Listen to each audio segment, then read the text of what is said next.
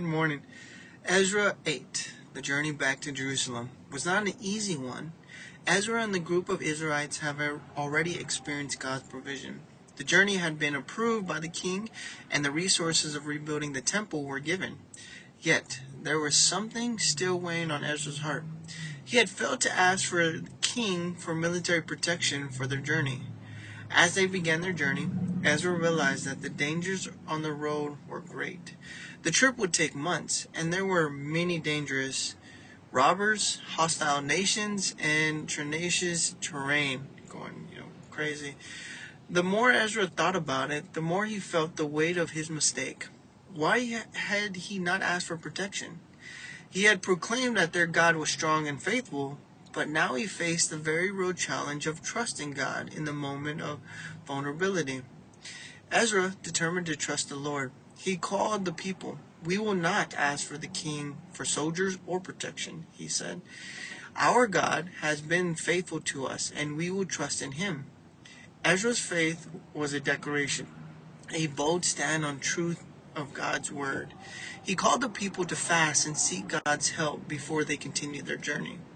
The people responded with unity. They fasted, they prayed, they asked for God to protect them, to guide them, to grant them safe passage. Ezra's faith inspired them to place their trust in the Lord, and they knew that whatever lay ahead, that they weren't alone. For 4 months, the journey continued. Day by day, they traveled through the harsh desert, facing unknown dangers. Yet, with each step, Ezra and the people found themselves growing in their trust. They didn't see the king's army, but they saw the land of God moving in mighty ways. After months of hardship, they arrived in Jerusalem. The journey was complete. They knew that God had delivered them. Ezra's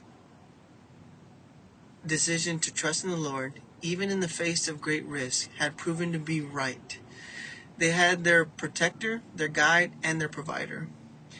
Ezra 8 teaches us a powerful lesson in faith and trust. The lessons in faith and trust. Ezra faced difficult situations, and he thought he made a mistake by not asking for military protection. His heart trusted God fully. He didn't rely on the king's army. He relied on God alone. And he showed that trusting in the Lord will never forsake us because God is with us. I encourage you to reflect on the areas in your life where you're facing uncertainty and difficulty.